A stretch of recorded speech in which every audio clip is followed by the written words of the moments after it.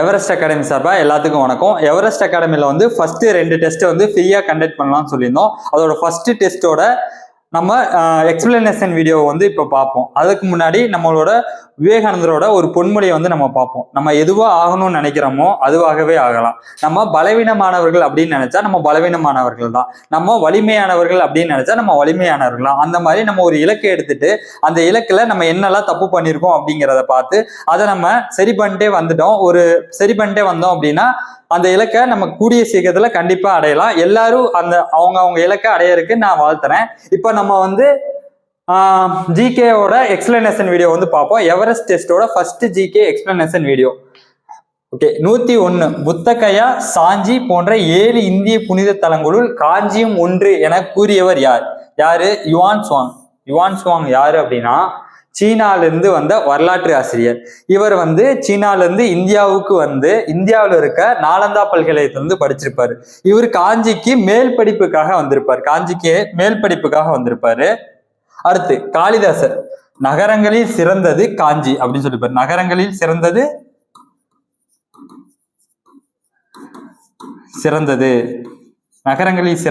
காஞ்சி அப்படின்னு சொல்லியிருப்பாரு காளிதாசர். இவர் யாரு அப்படின்னா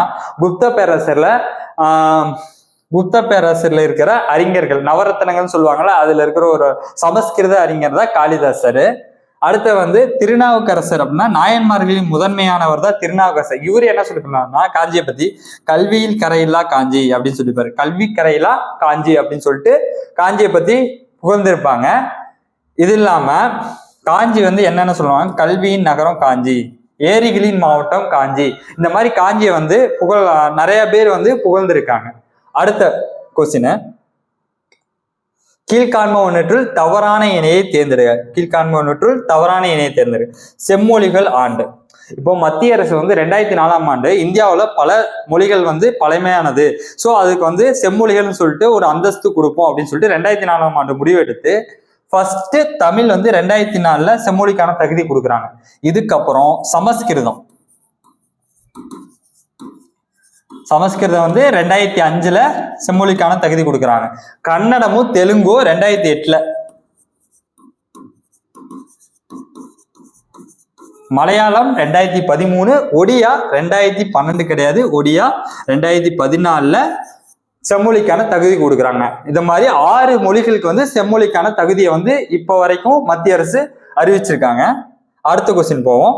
1789ஆம் ஆண்டு பிரெஞ்சு புரட்சியின் போது பயன்படுத்தப்பட்ட முழக்கங்கள் இந்திய முகவுரையில் முக்கியத்துவம் தரப்பட்டுள்ளது. அவற்றில் சரியானது எது? ஆன்சர் வந்து டி, ஏ அண்ட் பி. ஏனா சமத்துவம், சுதந்திரம். அதாவது பிரெஞ்சு புரட்சியின் போது 1789ல நடைபெற்ற பிரெஞ்சு புரட்சியின் போது 3 முழக்கங்கள் வந்து முக்கியமா வந்து முழங்கினாங்க. அதை வந்து நம்ம இந்திய முகவுரையில வந்து ஒரு முக்கியமான அந்தஸ்து கொடுத்துருக்கோம். அது வந்து பிரெஞ்சு புரட்சியின் போது சுதந்திரம், சமத்துவம், சகோதரம், இந்த முழக்கங்களை வந்து நம்ம இந்திய அரசியலமைப்புல வந்து முக்கிய பகுதியா வந்து நம்ம கொடுத்துருக்கோம். அடுத்த கொஸ்டின், 104வது கொஸ்டின், கீழடி வந்து எந்த மாவட்டம் சொல்லி கேட்டிருக்காங்க? சிவகங்கை மாவட்டம்.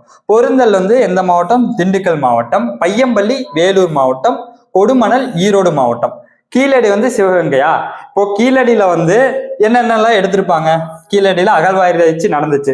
கீழடியில என்னென்னலாம் பண்ணியிருப்பாங்க அப்படின்னா கட்டுமான செங்கற்கள் வந்து கண்டுபிடிச்சிருக்காங்க, நேர்த்தியான பாதாள சாக்கடைகள் கண்டுபிடிச்சிருக்காங்க, தந்தத்தால் செய்யப்பட்ட பகடைகள் கண்டுபிடிச்சிருக்காங்க. இந்த மாதிரி பொருட்கள்லாம் எடுத்துட்டு 2017ல வந்து அமெரிக்காவில் இருக்கிற புளோரிடால வந்து நம்ம அகழ்வாராய்ச்சி இது வந்து எந்த நூற்றாண்டை சேர்ந்ததுன்னு சொல்லிட்டு ஆராய்ச்சிக்காக அனுப்பியிருக்காங்க. அது கீழடி வந்து கிமு 200ஆம் நூற்றாண்டை சேர்ந்தது அப்படின்னு சொல்லிட்டு அகழ்வாராய்ச்சி மூலம் தெரிய வருது. அடுத்து பொருந்தல்னா திண்டுக்கல் மாவட்டம் சொல்லியிருக்குமா? பொருந்தல் வந்து என்ன கண்டுபிடிச்சிருப்பாங்க? அரிசி நிரப்பப்பட்ட பானை. அடுத்து கதிர் அருவாள். இதன் மூலம் என்ன தெரிஞ்சுக்கலாம்? சங்க காலத்துல வந்து, அதாவது வந்து இந்த சங்க காலத்துல வந்து அரிசி வந்து முக்கிய உணவா இருந்திருக்கும் அப்படின்னு சொல்லிட்டு சொல்லலாம். பையம்பள்ளி வேலூர் மாவட்டம் கிமு 1000ஆம் நூற்றாண்டுல வந்து கண்டுபிடிச்சிருக்காங்க. அந்த நூற்றாண்டை சேர்ந்தது அப்படின்னு சொல்லிட்டு பையம்பள்ளியை வந்து கண்டுபிடிச்சிருக்காங்க. இங்கதான் வந்து இரும்பு உருக்கப்பட்டதற்கான சான்று வந்து கிடைச்சிருக்கு. கொடுமணல் வந்து ஈரோடு. கொடுமணல் வந்து பதிற்று 10 நூல்ல வந்து கொடுமணம் அப்படின்னு சொல்லிட்டு இந்த கொடுமணலை தான் குறிப்பிடுறாங்க. இதுல வந்து 300க்கும் மேற்பட்ட தமிழ் பிராமி மொழியை சேர்ந்த பானைகள் கண்டுபிடிச்சிருக்காங்க. அது மட்டும் இல்லாம மென்ஹீர் அப்படின்னு சொல்லி கூட நடுக்கற்கள் வந்து கொடுமணல்ல வந்து கண்டுபிடிச்சிருக்காங்க. அடுத்த கொஸ்டின் போவோமா? 105வது கொஸ்டின் ரொம்ப ஈஸியான கொஸ்டின் பாருங்க. 1955 படி எத்தனை வழிகளில் குடியுரிமை பெறலாம்? அதாவது 5 வழிகளில் குடியுரிமை பெறலாம். 1955 படி எத்தனை வழிகளில் குடியுரிமை பெறலாம்? 5 வழிகளில் குடியுரிமை பெறலாம். எந்தெந்த வழிகள்? 1 பிறப்பின் வழியில், 2 வம்சாவளி, 3 பிரதேச இணைவு,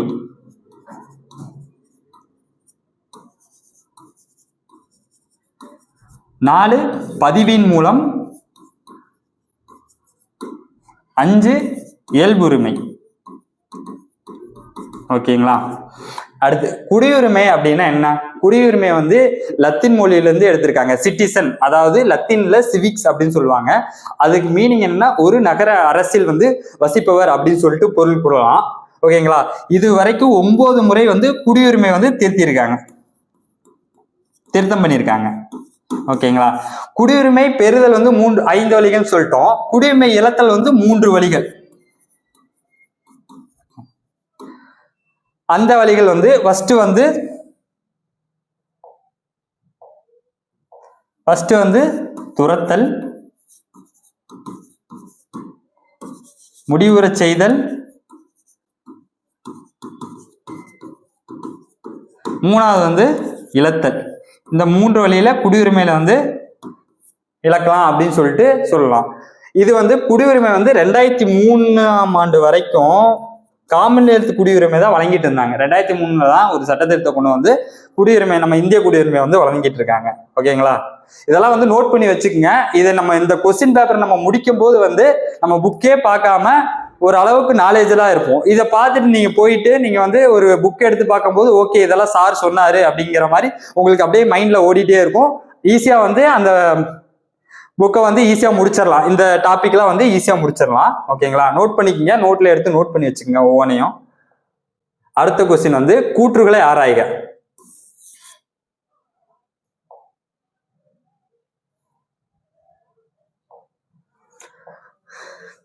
கிழக்கு கடற்கரையில் அமைந்திருந்த தண்டியில் இருந்து மதுரைக்கு அகில், சந்தனம் போன்ற நறுமணப் பொருட்கள் கொண்டு வரப்பட்டன. தண்டியா? அது வந்து தொண்டி. தண்டி வந்து எங்க இருக்கு? குஜராத்ல இருக்கு. என்ன நான் வரும்? காந்தி வந்து தண்டி வரைக்கும் யாத்திரை போனார் உப்பு சத்தியாகிரகத்துக்கு, அந்த இது நான் வந்துடும். ஓகேங்களா? பண்டைய எகிப்து அரசர் சாலமோன் முத்துக்களை உவரி என்னும் இடத்தில் இருந்து இறக்குமதி செய்தார். சாலமோன் எகிப்து அரசர் கிடையாது, இஸ்ரேல் அரசர். ஓகேங்களா? எகிப்து அரசருங்கிறது 2ஆம் ராம்செசிஸ் போயிரும். அவர் வந்து கருமிளகு வந்து அவர் உடம்ப வந்து பதப்படுத்திருப்பாங்க. எகிப்து அரசரை வந்து உடம்ப வந்து பதப்படுத்திருப்பாங்க. எதன் மூலம் அப்படின்னா கருமிளகு வச்சு. அது ஒரு கொஸ்டினா கூட இருக்கலாம். எகிப்து அரசர் 2ஆம் ராம்செசிஸோட உடல் வந்து எப்படி பதப்படுத்தப்படுதுன்னா கருமிளகு வச்சு பதப்படுத்தப்பட்டிருக்கு அப்படின்னு சொல்லிட்டு நம்ம சொல்லலாம். ஓகேங்களா? அடுத்து பாண்டிய துறைமுகமான கொர்க்கைக்கு அருகில் உவரி உள்ளது. பாண்டியர் துறைமுகமான கொர்க்கைக்கு அருகில் உவரி உள்ளது. ரோமானிய நாணயங்கள் தயாரிக்கும் தொழிற்சாலை மதுரையில். இப்போ பாத்துங்க, மதுரை வந்து நாலங்காடி அல்லங்காடின்னு சொல்லிட்டு 2 செயல்படுது. அப்பயே வந்து ரோமானிய நாணயங்களே வந்து தயாரிக்கும் தொழிற்சாலை வந்து மதுரையில இருந்திருக்கு. பாத்துங்களே. இப்போ ஒண்ணு இல்ல, எகிப்து அரசர் 2ஆம் சாலமோன் முத்துக்களை உவரி என்னும் இடத்திலிருந்து வாங்கியிருக்காரா? அப்போ கொர்க்கைக்கு அருகில தான் உவரி இருக்கு. கொர்க்கை வந்து எங்கன்னா தாமிரபரணி ஆறு கடல்ல கடற்கரை இடம் தான் கொர்க்கைன்னு சொல்லுவாங்க. பாத்தீங்கன்னா தாமிரபரணி ஆறு கடல்ல கடற்கரை இடம் தான் கொர்க்கைன்னு சொல்லுவாங்க. இதே மாதிரி வந்து அடுத்த கொஸ்டின்ல இப்ப பாருங்களேன், கொர்க்கை வந்து இது. அடுத்த வந்து கிழக்கு கடற்கரை அமைந்திருந்த மதுரைக்கு அகில், சந்தனம் போன்றது. அதாவது தொண்டி வந்து எங்க இருக்கும் அப்படின்னா வைகை ஆறு கடல்ல கடற்கரை இடம் தான் வந்து தொண்டி. அதுக்கு பக்கத்துலதான் தொண்டி இருக்கும். ஓகேங்களா? அடுத்த கொஸ்டின் போலாம். இதெல்லாம் கரெக்டா முடிஞ்சிச்சுல. அடுத்த கொஸ்டின் போவோம்.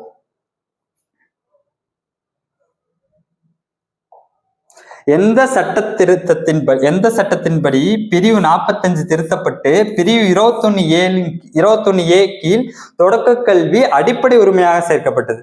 86வது சட்டத்தின்படி தொடக்க கல்வி அடிப்படை உரிமையாக சேர்க்கப்பட்டிருப்பாங்க. எத்தனாவது ஆண்டு? 2002ல வந்து பிரிவு 45 திருத்தப்பட்டு பிரிவு 21A அடிப்படை உரிமையாக அடிப்படை கடமையாக அதுல கொண்டாந்து வச்சிருப்பாங்க. அதாவது அடிப்படை உரிமையாக பிரிவு 21A வந்து அடிப்படை உரிமையாக அதுல வந்து சேர்த்து இருந்திருப்பாங்க. ஓகேங்களா? அப்போ பிரிவு 42 அது சட்ட திருத்தம் என்னது? 42வது சட்ட திருத்தம் என்னது?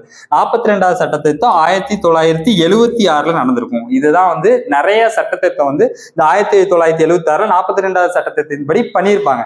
சோ அதனாலதான் இதை வந்து குறு அரசியலமைப்புதான் சொல்றாங்க. இப்ப பாத்தீங்க எந்த அளவுக்கு அதுல திருத்திருப்பாங்க அப்படின்னு. குறு அரசியலமைப்பு அப்படின்னு சொல்லிட்டு சொல்லுவாங்க. அடுத்து 44வது அரசியலமைப்பு சட்ட திருத்தம் அப்படின்னா 44வது அரசியல் அமைப்பு சட்ட திருத்தம் 1978 44வது அரசியலமைப்பு சட்டம் 1978. இது என்னன்னா சொத்துரிமை வந்து அடிப்படை உரிமையிலிருந்து நீக்கி அது ஒரு சட்ட உரிமையாகவே வந்து சொத்துரிமை வந்து வச்சிருப்பாங்க. ஓகேங்களா? அது எதுல வச்சிருப்பாங்க அப்படிங்கறது அடுத்ததுல பார்ப்போம். கொஸ்டினாவே இருக்குது. நெக்ஸ்ட் கொஸ்டின் போவோம்.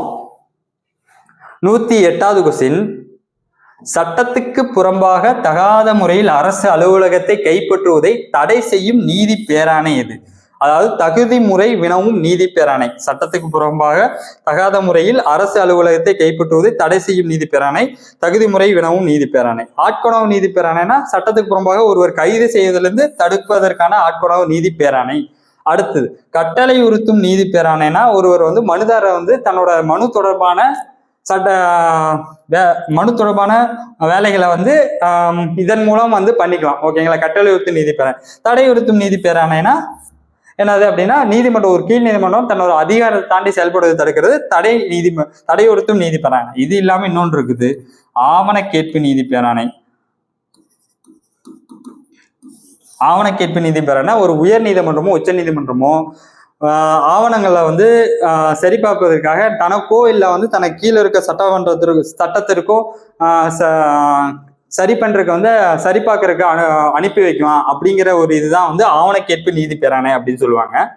அடுத்த கொஸ்டின் வந்து சங்க காலத்தில் நிலவரியை எவ்வாறு அழைத்தன? சங்க காலத்தில் நிலவரியை எவ்வாறு அழைத்தன?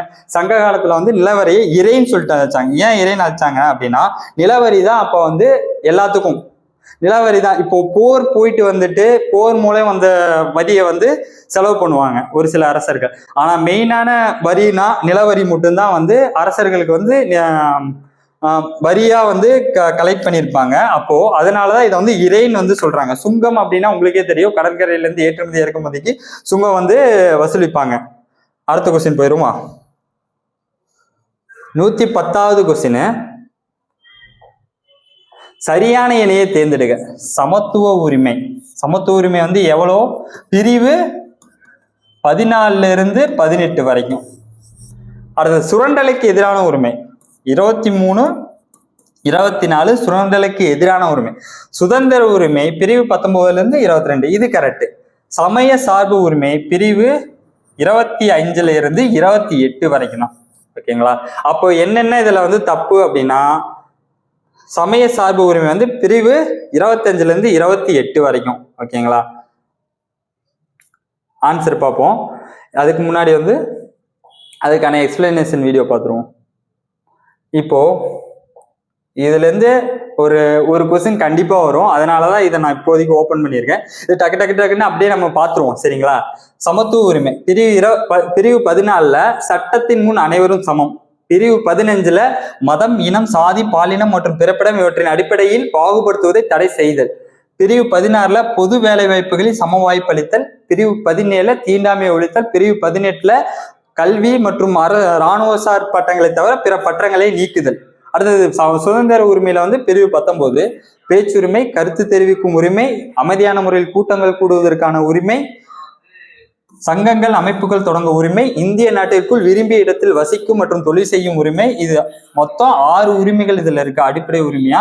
இதை நீங்க கண்டிப்பா ஞாபகம் வச்சுங்க. எத்தனை உரிமைகள் வந்து பிரிவு 19 இருக்கு அப்படின்னு சொல்லி கேட்பாங்க. பிரிவு 20 வந்து குற்றம் சாட்டப்பட்ட நபர்களுக்கான உரிமை மற்றும் தண்டனையிலிருந்து பாதுகாப்பு பெறும் உரிமை. பிரிவு 21 வந்து வாழ்க்கை மற்றும் தனிப்பட்ட சுதந்திரத்திற்கான பாதுகாப்பு பெறும் உரிமை. இந்த 2 உரிமையும் மிக முக்கியம். குடியரசுத் தலைவர் அவசர கால சட்டத்தை கொண்டு வரும்போது இந்த 2 உரிமையும் அவரால் வந்து தடை செய்ய முடியாது. பிரிவு 21A வந்து தொடக்க கல்வி பெறும் உரிமை. பிரிவு 22 வந்து சில வழக்குகளில் கைது செய்து தடுப்பு காவலில் வைப்பதற்கு எதிரான உரிமை, சுரண்டலுக்கு எதிரான உரிமை. அடுத்து பிரிவு 23 வந்து கட்டாய வேலை, கொத்தடிமை முறை போன்ற மனித தன்மையற்ற வியாபாரத்தை தடுத்தல். பிரிவு 24 வந்து தொழிற்சாலை மற்றும் ஆபத்தான இடங்களில் குழந்தை தொழிலாளர் முறையை ஒழித்தல். அல்லது தடுத்தல். ஓகேங்களா. அடுத்து வந்து சமய சார்பு பிரிவு 25 எந்த ஒரு சமயத்தை ஏற்கவும் பரப்பவும் மற்றும் பின்பற்றவும் உரிமை. பிரிவு 26 வந்து சமய விவகாரங்களை நிர்வகிக்கும் உரிமை. பிரிவு 27 வந்து எந்த ஒரு மதத்தையும் பரப்புவதற்கான உரிமை. பிரிவு 28 வந்து மதம் சார்ந்த கல்வி நிறுவனங்களில் நடைபெறும் வழிபாட்டு மற்றும் அறிவுரை நிகழ்வில் கலந்து கொள்ளாமல் இருக்கிறதுக்கான உரிமை.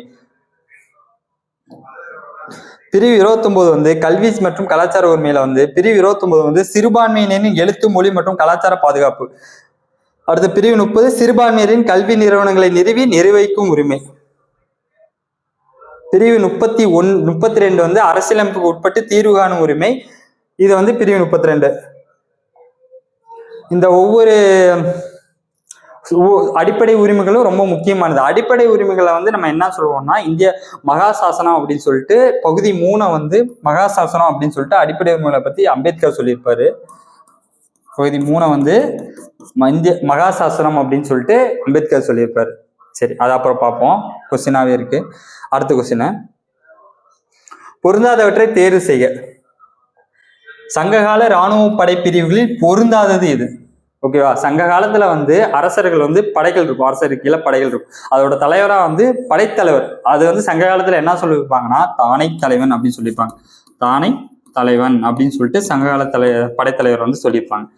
இப்போ அதுல 4 படைப்பிரிவுகள் இருக்கு. சரிங்களா. 1 காலால் படை, குதிரைப்படை, யானைப்படை, தேர்ப்படை. கப்பல் படை கிடையாது. ஓகேங்களா. அப்ப ஆன்சர் வந்து 4 தவறானது. இப்போ இதுல வந்து என்ன அப்படின்னா இந்த படைப்பிரிவுகள்லாம் வந்து பிராக்டிஸ் பண்ணுவாங்க இல்லையா. அதுல ஆயுதங்கள் யூஸ் பண்ணுவாங்க. அதாவது வில் அம்பு, வில் அம்பு, அதுக்கப்புறம் வந்து ஈட்டி இதெல்லாம் பயன்படுத்துவாங்க. இதெல்லாம் சேமித்து வைக்கிற இடம் தான் படை கொட்டில் அப்படின்னு சொல்லுவாங்க. இதெல்லாம் சேமித்து வைக்கிற படைக்கோட்டில். இப்போ போர் தொடங்குறதுக்கு முன்னாடி போர் முரசு அறிவிப்பாங்க. எப்பயுமே ஒரு அரசர் வந்து நம்ம நாட்டுக்கு வந்து செழிப்பா இருக்குன்னா அடுத்த நாட்டுல இருந்து செல்வத்தை வந்து எடுத்துட்டு வந்தாதான் நம்ம நாட்டுல வந்து செல்வ செழிப்பா மக்களை வந்து வச்சுக்க முடியும் அப்படிங்கறதுக்காக அடிக்கடி போர் நடத்துவாங்க. அப்போ போர் நடத்தும் போது படைமுரசு வந்து முழங்கும்ல. இந்த படைமுரசையும் வந்து அவங்க தெய்வமா தான் வணங்கியிருக்காங்க. ஓகேங்களா. இது ஒரு பாயிண்ட் வச்சுக்கோங்க. அடுத்த கொஸ்டின் போலாம். எத்தனை இணைகள் சரியானது?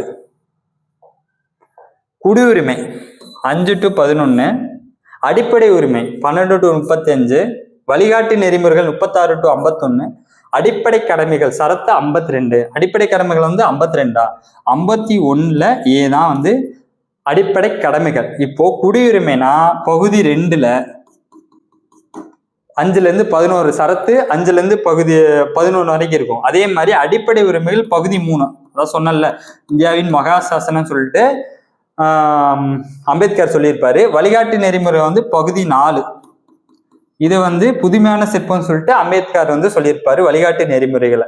அடிப்படை கடமைகள் வந்து 52 கிடையாது, 51A. இது வந்து பகுதி 4ல ஏங்கிற ஒரு பிரிவா வச்சு, தனி பிரிவா வச்சு அடிப்படை கடமைகளை வந்து நம்ம வந்து சேர்த்திருப்பாங்க. அடுத்த கொஸ்டின் பார்ப்போம். இப்போ இதுக்கு ஆன்சர் வந்து 3 இணைகள் வந்து சரியானது. பாத்தீங்க, அடிப்படை கடமைகள் மட்டும் தவறானது. பத்தினி தெய்வ வழிபாட்டை அறிமுகப்படுத்தியவர் யார்? பத்தினி தெய்வ வழிபாட்டை அறிமுகப்படுத்தியவர் வந்து சேரன் செங்குட்டுவன். இவர் வந்து சேர அரசர். இவர் வந்து வட இந்தியாவில் படையெடுத்து போயிட்டு இமயமலையிலிருந்து கல் கொண்டு வந்து கண்ணைக்கு வந்து சிலை அமைச்சிருப்பாங்க. அதனால சேரன் செங்குட்டுவன் சொல்லுவாங்க. சேரன் செங்குட்டுவனோட தம்பி தான் வந்து இளங்கோவடிகள். இவர் தான் வந்து சிலப்பதிகாரத்தை எழுதியிருப்பாரு. ஓகேங்களா. சேரர்களை பற்றி எந்த நூல் குறிப்பிடுகிறது அப்படின்னு சொல்லிட்டு ஒரு கொஸ்டின் கேட்டாங்கன்னா 18 நூல்ல தான் வந்து சேரர்களோட பெருமையை பத்தி குறிப்பிட்டிருப்பாங்க. அடுத்து பெருஞ்சேரல் இரும்பொறை அப்படின்னா யாருன்னா சேரரோட நாணயங்களை வந்து வெளியிடும் போது இவரோட உருவங்களை வந்து வெளியிட்டிருப்பாங்க. சேரல் இரும்பொறை அப்படின்னு சொல்லிட்டு. ஓகேங்களா. அடுத்த கொஸ்டின் வந்து அடிப்படை கடமைகளில் கொடுக்கப்பட்டுள்ளது தவறானது எது? அடிப்படை கடமைகள் கொடுக்கப்பட்டு தவறானது அறிவியல் கோட்பாட்டை வளர்த்தல் சரியானது. பொது சொத்துக்களை பாதுகாத்தல் மற்றும் வன்முறைகளை கைவிடுதல் சரியானது. நமது உயர்ந்த பாரம்பரிய கலப்பு கலாச்சாரத்தை மதித்தது சரி. அனைத்து குழந்தைகளுக்கும் 6 வயது நிறைவடையும் வரை கல்வி பெறும் வாய்ப்பினை வழங்குதல் இது தப்பு.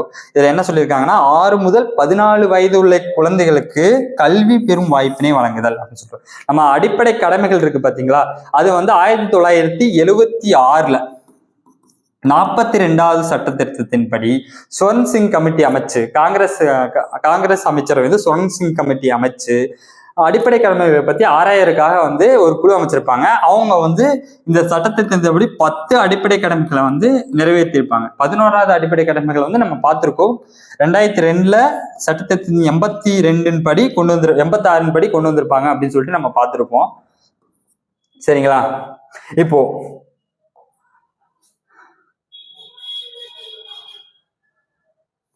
அடிப்படை கடமைகளை பற்றி பட்டியல் ஒரு 11 அடிப்படை கடமைகள் இருக்குன்னு நம்ம சொல்லியிருந்தோம் பாத்தீங்களா?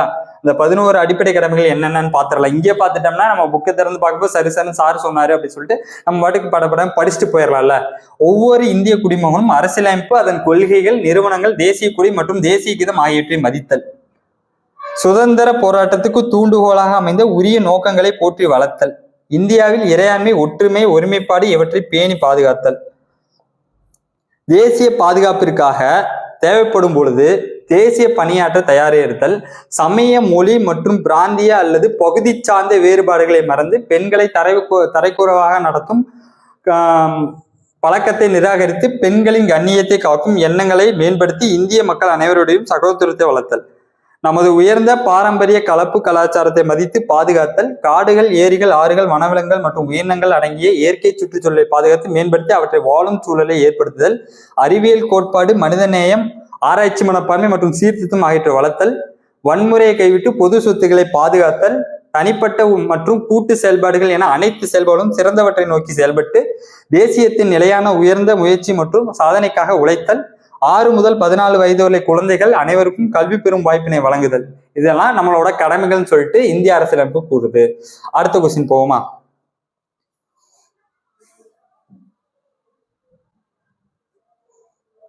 பாண்டியர்களின் நாணயத்தில் இருபுறமும் உள்ள உருவம் யாவை? பாண்டியர்களின் நாணயத்தில் இருபுறமும் உள்ள உருவம் வந்து யானை மற்றும் மீன் அப்படின்னு சொல்லுவாங்க. யானை ஒரு புறமும் மீன் ஒரு புறம் இருக்கும். பாண்டியர்களின் சின்னம் இரட்டை மீன் சொல்லுவாங்க.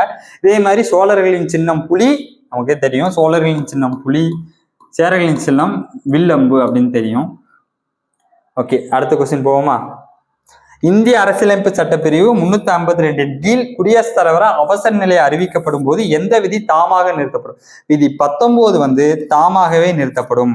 ஆனா குடியரசுத் தலைவரால் எந்த 2 விதிகளையும் நிறுத்த முடியாதுன்னு சொல்லிட்டு நம்ம அப்ப பார்த்தோம். விதி 20 மற்றும் 21 இது ரெண்டையும் வந்து நிறுத்த முடியாது.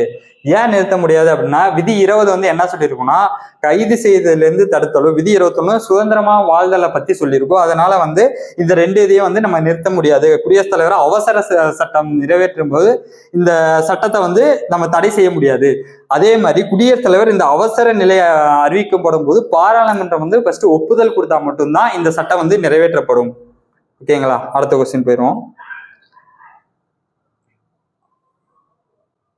சங்க காலத்தில் உள்ள நிர்வாக முறைகளை வரிசைப்படுத்துக. சங்க காலத்துல ஃபர்ஸ்ட் வந்து மண்டலம், அரசர் வந்து ஆட்சி பண்ற எல்லா இடத்தையும் சேர்த்து மண்டலம் சொல்லுவாங்க. அதை வந்து அரசர் வந்து நாடு நாடா பிரிப்பாங்க. நாடுகளோட பிரிப்பு தான் வந்து கூற்றம் அப்படின்னு சொல்லுவாங்க. கூற்றத்தின் பிரிப்பு கிராமம், சின்ன சின்ன இடங்கள்ல வந்து கிராமம் சொல்லுவாங்க. கிராமங்களே பல பிரிவா இருக்கு. மூதூர், சிற்றூர், பேரூர்னு சொல்லிட்டு கிராமங்கள் வந்து வகைப்படுத்தப்படுறாங்க. அதே மாதிரி கடற்கரைக்கு பக்கத்துல இருக்கிற நகரங்களை வந்து பட்டினம் அப்படின்னு சொல்லுவாங்க. ஓகேங்களா?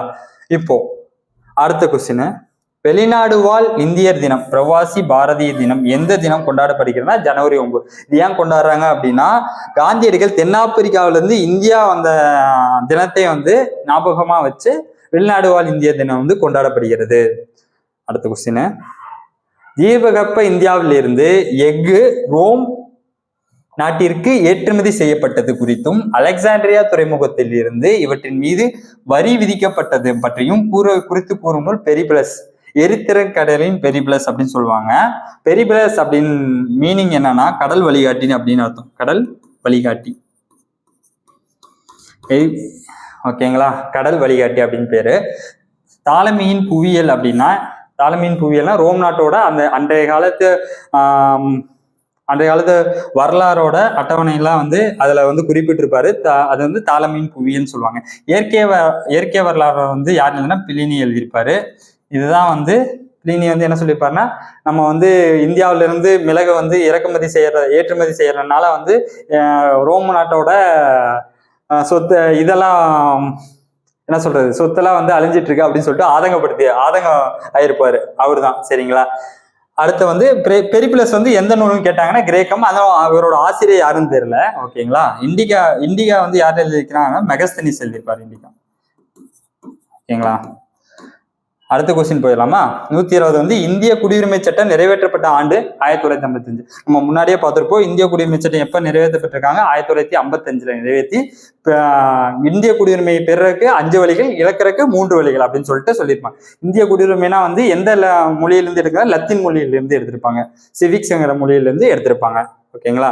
அடுத்து 121வது கொஸ்டின், நகரங்களில் சிறந்தது காஞ்சி அப்படின்னு சொன்னவர் யாரு? திருநாவுக்கரசர் கிடையாது, காளிதாசன். ஓகேங்களா. நகரையை சேர்ந்தது காஞ்சி அப்படின்னு சொல்லி காளிதாசர். அப்ப கல்வி கரையில காஞ்சி சொல்றதுதான் திருநாவுக்கரசர். புத்தகையா, சாஞ்சி போன்ற 7 இந்திய புனித தலங்கள் காஞ்சியும் ஒன்று என கூறியவர் யுவான் சுவாங். ஓகேங்களா, யுவான் சுவாங். ஓகே, இந்த 3 கொஸ்டினே வந்து நம்ம முன்னாடியே நம்ம எக்ஸ்பிளைன் பண்ணி இருந்திருப்போம். நகரங்களில் சிறந்தது காஞ்சி என்று சொல்வது காளிதாசர். கல்வி கரையில காஞ்சி என்று சொல்வது நாயன்மார்களின் முதன்மையானவர் திருநாவுக்கரசர் வந்து சொல்லியிருப்பாரு. புத்தகையா, சாஞ்சி போன்ற 7 இந்திய புனித தலங்கள் காஞ்சியும் ஒன்று யுவான் சுவாங் சொல்லியிருப்பாரு. அடுத்த கொஸ்டின், 1976ஆம் ஆண்டு 42வது அரசியலமைப்பு சட்டம் மூலம் மாநில பட்டியலிருந்து பொதுப்பட்டியலுக்கு மாற்றப்பட்டதில் தவறானது இது. மாநில பட்டியல், பொதுப்பட்டியல். இந்திய அரசியலமைப்பு வந்து 3 பட்டியல் இருக்கு. மாநிலம், பொது, மத்தியம் அப்படின்னு சொல்லிட்டு. மத்தியில 100, மாநிலத்தில் 61, பொதுல 52 இருக்கு மொத்தம். சரிங்களா. இப்போ மாநில பட்டியலிருந்து பொது பட்டியலுக்கு மாற்றப்பட்டு தவறானது. வேளாண்மை வந்து இன்னும் மாநில பட்டியல தான் இருக்கு. அப்போ இது தவறு தானே.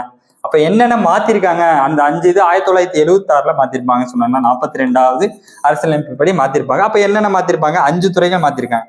என்னென்ன, கல்வி, காடுகள், எடைகள் மற்றும் அளவீடுகள், பறவை மற்றும் வனவிலங்கு பாதுகாப்பு, உச்ச நீதிமன்றம் அமைப்பு தவிர பிற நீதிமன்றங்களின் நீதி நிர்வாகம், இதெல்லாம் வந்து பொதுப்பட்டியலுக்கு வந்து மாத்திருப்பாங்க. ஓகேங்களா. அடுத்து பொறுத்துக, சோழ நாடு சோரடைந்தது, பாண்டிய நாடு முத்தடைந்தது, சேர நாடு வேலமுடைந்தது, தொண்டை நாடு சான்றோடு உடைந்தது. ஓகேங்களா. தொண்டை நாடு சான்றோடு. ஆன்சர் வந்து பி தான். ஓகேங்களா. அடுத்த கொஸ்டின் போயிடுவோம். 1976ஆம் ஆண்டு 1976ஆம் ஆண்டு காங்கிரஸ் கட்சி அடிப்படை கடமைகள் குறித்து ஆராய சர்தார் ஸ்வன் சிங் கமிட்டியை அமைத்தது. கரெக்டா? குற்று 1 கரெக்ட். அப்போ அக்குழு 10 அடிப்படை கடமைகள் பரிந்துரைத்ததா? 10 அடிப்படை கடமைகளை தான் பரிந்துரைத்திருக்கும். ஏன்னா 2002ஆம் ஆண்டு 11வது அடிப்படை கடமையா வந்து சேர்த்திருப்பாங்க. என்ன சொல்றா, 6 முதல் 14 வயது குழந்தைகளுக்கு இலவசமாக கல்வி வழங்கணும்னு சொல்லிட்டு சொல்லி இருந்திருப்பாங்க. ஓகேவா. இந்த அடிப்படை கடமை வந்து சேர்த்துறதுக்காக பகுதி 4A ஒரு புதிய பகுதி சேர்த்து, புதிய சரத்து 51A அப்படின்னு சொல்லிட்டு சேர்த்து ஒரே ஒரு பிரிவை மட்டும் கொடுத்திருப்பாங்க. ஓகேங்களா. அடுத்து தேசிய சின்னங்கள். இது ரொம்ப ஈஸியல் இல்லைங்களா. கங்கை ஆறு வந்து எப்ப கொடுத்திருப்பாங்க அப்படின்னா 2008, ஆற்றோங்கில் வந்து 2010, புலி வந்து 1973, லாக்டோபெசிலஸ் வந்து 2012. இது ரொம்ப கொஞ்சம் முக்கியமான இது, அதனால எல்லாம் நான் வச்சுக்கோங்க. இதே மாதிரி யானை 2010, தாமரை வந்து மாம்பழம் வந்து 1950, இந்த மாதிரி நிறைய இருக்கு. மயில் வந்து 1963, இந்த மாதிரி நிறைய இருக்கு, நான் வச்சுக்கோங்க. அடுத்தது, இந்திய குடிமக்களுக்கு மட்டுமே கிடைக்கும் அடிப்படை உரிமைகளில் பொருந்தாதது இது. இந்திய குடிமக்களுக்கு மட்டுமே கிடைக்கும் அடிப்படை உரிமை பொருந்தாதது விதி 32 ஆன்சர் டி. ஏன் அப்படின்னா, அரசியலமைப்புக்கு உட்பட்டு தீர்வு காணும் உரிமை யாரா இருந்தாலும் தன்னோட அடிப்படை உரிமைகள் மீறப்படுமோ இல்லையோ அதை பத்தி நம்ம போயிட்டு நம்ம வந்து உச்ச நீதிமன்றத்துல முறையிடலாம். அதற்கான உரிமை தான் வந்து விதி 32 சொல்றாங்க. இதெல்லாம் வந்து இந்தியர்களுக்கான சிறப்புரிமை. இந்தியர்களுக்கு இல்லாம வெளிநாட்டுகளுக்கும் வருவங்களுக்கும் வந்து உரிமை இருக்கு. ஆனா இதெல்லாம் வந்து இந்தியர்களுக்கான சிறப்பு உரிமை. அதனாலதான் இந்த கொஸ்டின் வச்சிருக்காங்க. ஓகேங்களா. அடுத்த கொஸ்டின், கீழ்கண்டவற்றுள் கூற்றுகளை ஆராய்க. கூடுதலான விலைக்கு பொருளை விற்பது தவறான செயல் என பூம்புகார் நகரத்து வணிகர்கள் கருதின என்பதை பட்டினப்பாலையை கூறுகிறது. கரெக்டு தானே?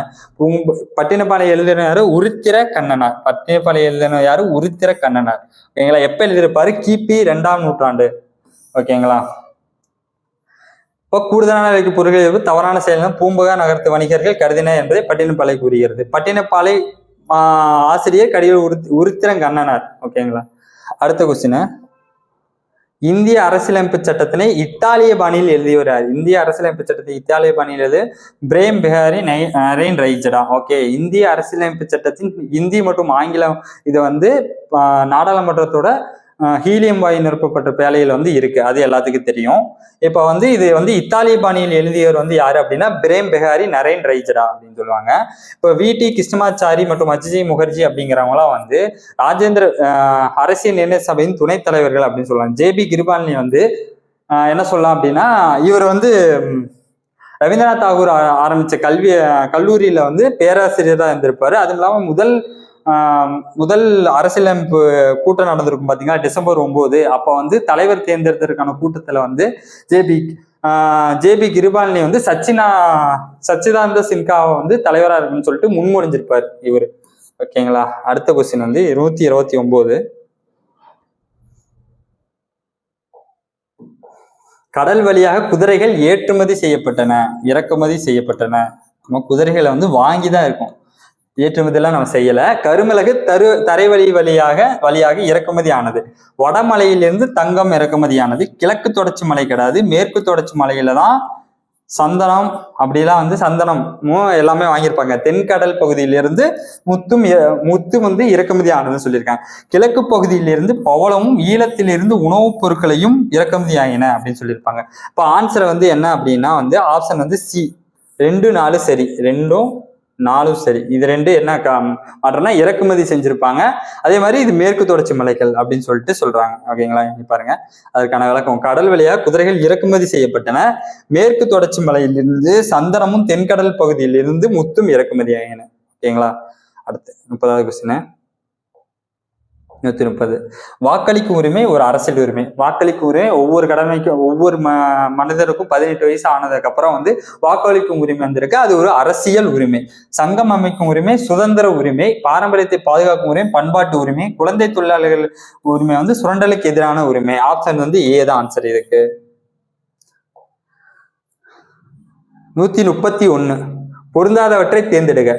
அரசர்களில் 5 விதமான கடமைகள் பொருந்தாதது எது அப்படின்னா 3. படைபலத்தை அதிகரிப்பது நம்மளோட தலைவர் இவரு தானை தலைவன் அப்படின்னு சொல்லுவாங்கல்ல, படைத்தலைவர் அவர் பார்த்துப்பாரு. படைப்பலத்தை அதிகரிப்பது. இதுக்கு பதிலாக என்னதுன்னா பரிசுகளை வழங்குதல்.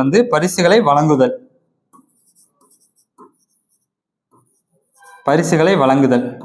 அது 5 விதமான கடமைகள் அரசர்களின் 5 விதமான கடமைகள். கல்வி கற்பதை ஊக்குவிப்பது, சடங்குகளை நடத்துவது, பரிசுகளை வழங்குவது, மக்களை பாதுகாப்பது, குற்றவாளிகளை தடுப்பது. இந்த 5 விதமான கடமைகள் அரசர்களுக்கானது. அடுத்து, இந்திய அரசியலமைப்பின் எந்த சரத்து பட்டங்களை ஒழித்தலை பற்றி கூறுகிறது? சரத்து 18.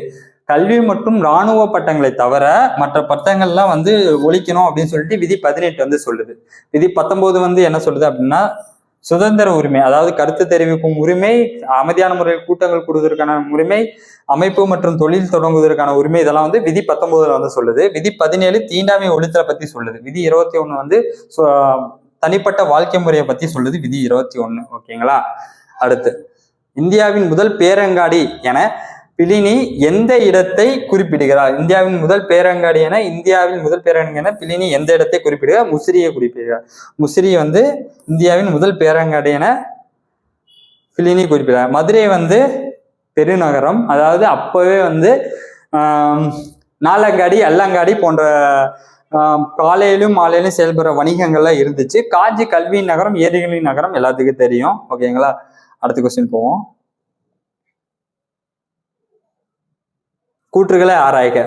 பட்டத்து இளவரசர் இளங்கோ, இளஞ்செழியன், இளஞ்சேரல் எனவும் அழைக்கப்பட்டார். அவருக்கு இளையோர் கோமகன் எனவும் அழைக்கப்பட்டார். இது 2மே அப்ப தவறு. ஓகேங்களா. பட்டத்து இளவரசன், அதாவது அப்பெல்லாம் அரசுரிமை அப்படின்னா பரம்பரையா தான் அப்பெல்லாம் அரசுரிமை இருந்திருக்கும். எல்லாத்துக்கும் அரசரோட பையன், அவரோட பையன் அப்படின்னு சொல்லிட்டு பரம்பரையா தான் இருந்திருக்கும் இல்லைங்களா. பட்டத்து இளவரசர் அப்படின்னா அடுத்த ஆட்சி ஏறவங்களும் தான் பட்டத்து இளவரசர் அப்படின்னு சொல்லுவாங்க.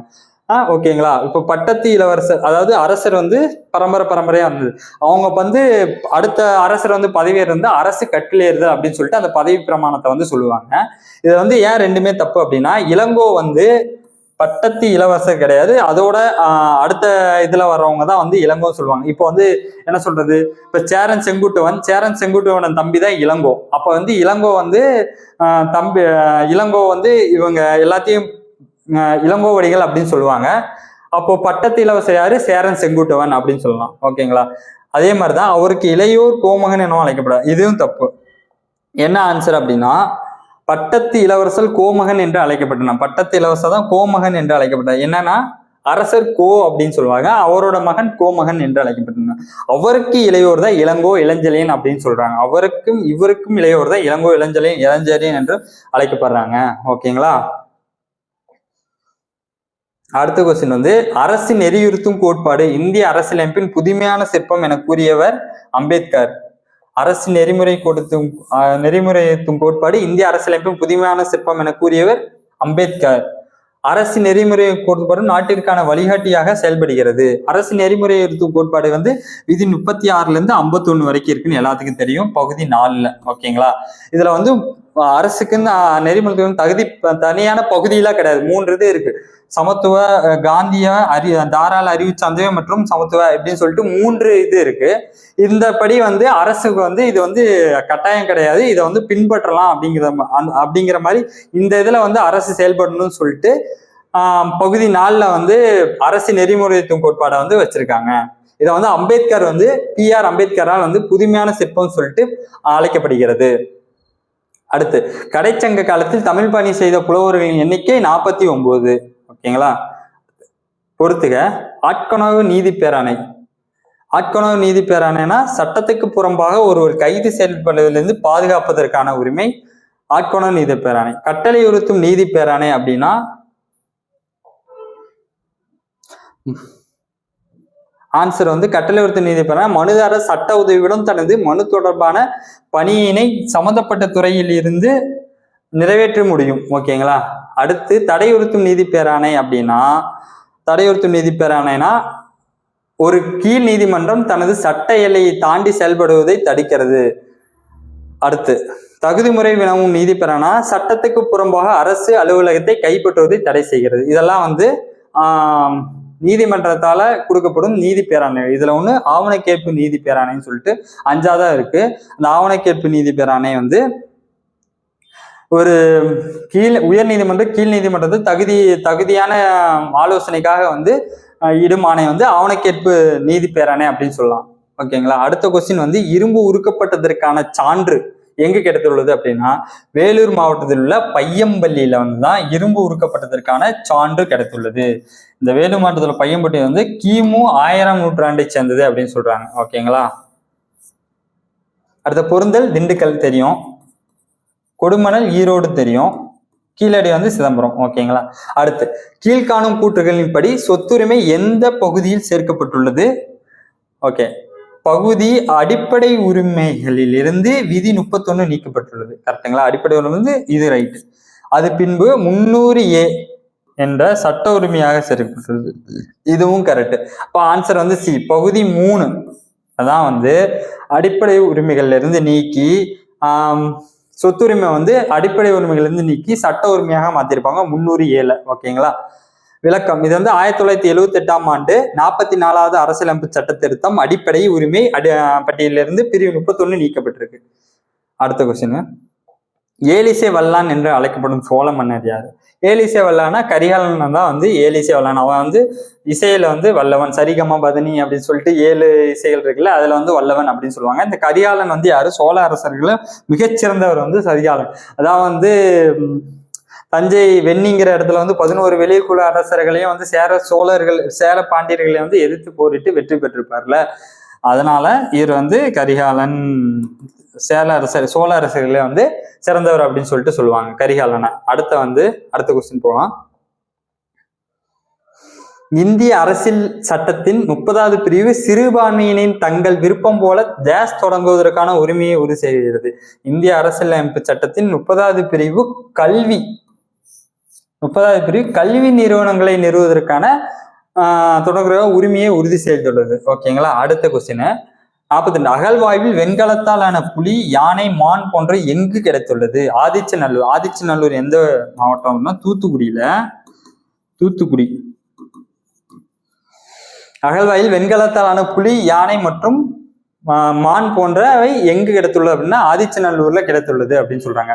ஆதிச்சநல்லூர்ல இது இல்லாம என்னென்ன கிடைச்சிருக்கு அப்படின்னா பழங்காலத்து பானைகள், முதுமக்கள் தாலிகள், இந்த மாதிரி வந்து ஆதிச்சநல்லூர்ல நிறைய கிடைச்சிருக்கு. கொடுமணல் ஈரோடு மாவட்டம்.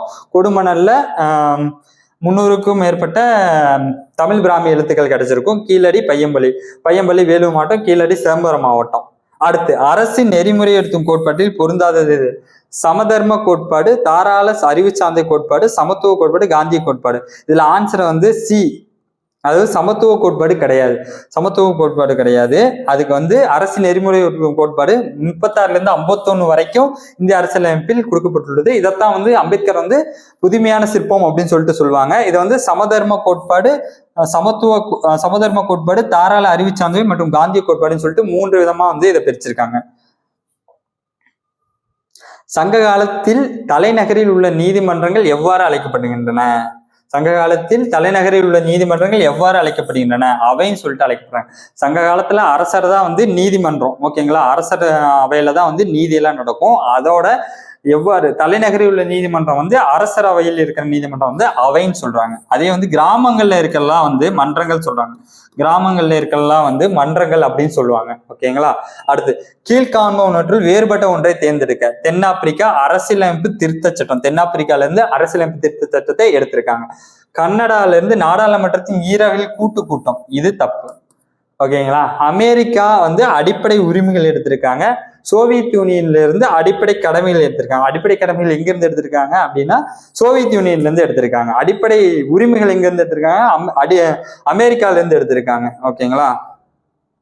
கனடால இருந்து என்ன எடுத்திருக்காங்க அப்படின்னா ஒரு வலுவான மத்திய அரசுடன் கூடிய கூட்டாட்சி, மத்திய அரசிடம் இரத அதிகாரங்கள், பொதுப்பட்டியல், மத்திய அரசால் மாநில ஆளுநர் நியமனம், உச்ச நீதிமன்ற அறிவுரை, அதிகார வரம்பு, இதெல்லாம் வந்து கனடால இருந்து எடுத்திருக்காங்க. ஓகேங்களா.